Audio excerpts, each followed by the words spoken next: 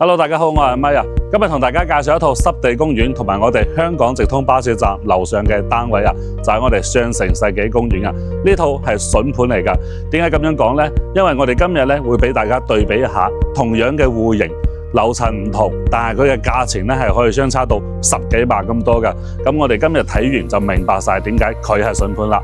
其實我哋同中哥呢邊都係一樣啦，拍片我哋都係會先篩選嘅，篩選幾個方面嘅。第一咧，我哋會篩選價錢，冇理由呢個小區賣7000蚊，我哋去揀一啲8000蚊嘅樓盤去推介俾你㗎嘛，咁樣係唔合理同埋唔老實嘅。如果我哋經常做啲咁嘅事咧，係好快俾人識穿嘅，口碑好快會冇晒，咁樣生意就做唔耐㗎啦。仲有一種情況咧，就係我哋推薦嘅樓盤，如果佢係貴過單價嘅話咧，一定有佢嘅獨特之處嘅。一唔係咧，佢就係豪華裝修；一唔係咧，就係帶咗個大露台嘅；再唔係咧，就係前後花園啊，或者係無敵景觀啊呢種單位咧，佢先會有個比均價高少少嘅價錢出嚟。咁第二個篩選嘅問題咧，就係房屋嘅安全問題啦。咁呢間屋我哋拍之前咧，係一定會上去睇下先嘅。呢間屋曾經有冇火燭啊？有冇漏水啊？有冇刮過人啊？咁同埋咧，佢嘅房頂牆面有冇滲水啊？呢啲我哋都會睇咗先嘅，因為我哋唔睇呢啲單位就拍咗去推介俾大家嘅話咧，到時大家一睇，哇！你哋冇做功課嘅咩？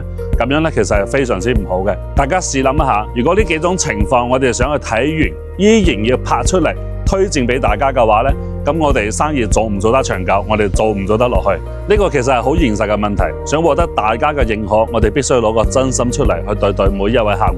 大家認為我呢句說話講得啱嘅，麻煩你俾個讚我 ，thank you。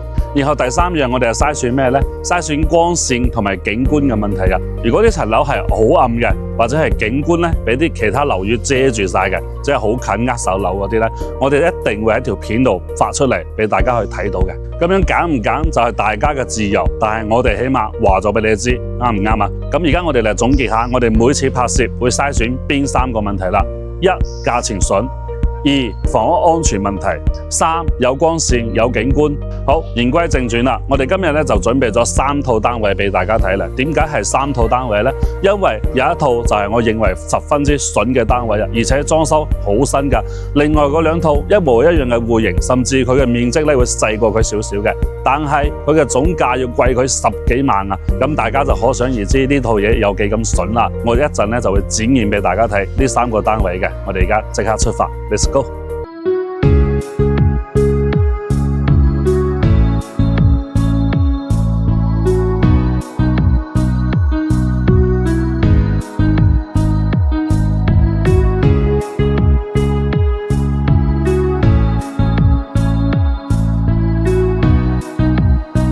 我哋而家上到嚟呢套單位啦，呢個咧係6樓嘅高度，成個7棟咧係複式單位比較多嘅，6樓相當於9樓、10樓嘅高度啦。咁我哋頭先講嘅3套單位價格相差10幾萬咧，就係講緊呢個戶型啦。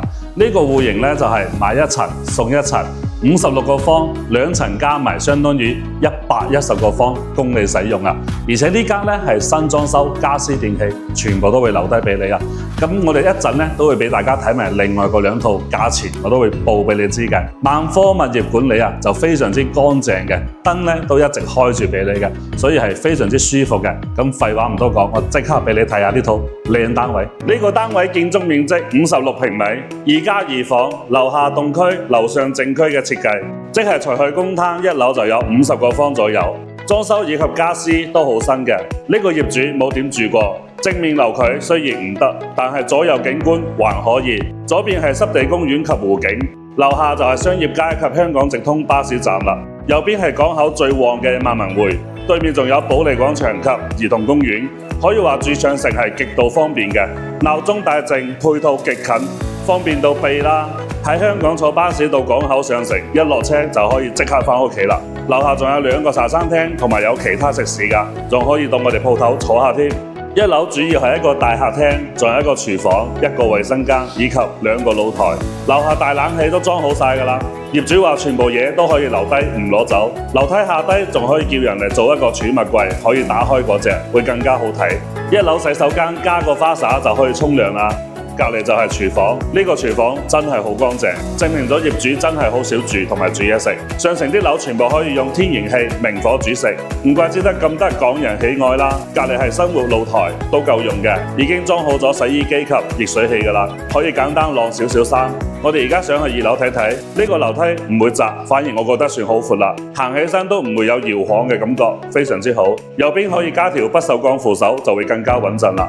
2樓就係2+2房啦，好多人奇怪乜嘢叫做2+2房，就係有2個房間以及有2個冇門嘅空間，可以將佢改成細房或者係其他創意空間，又可以改成衣帽間或者係打機室，又或者你唔改做成健身房及瑜伽室都可以嘅。2樓就有呢2種空間任你使用。呢個就係客房啦，雖然唔算大，不過有獨立嘅露台仔，可以發揮你想像空間去使用。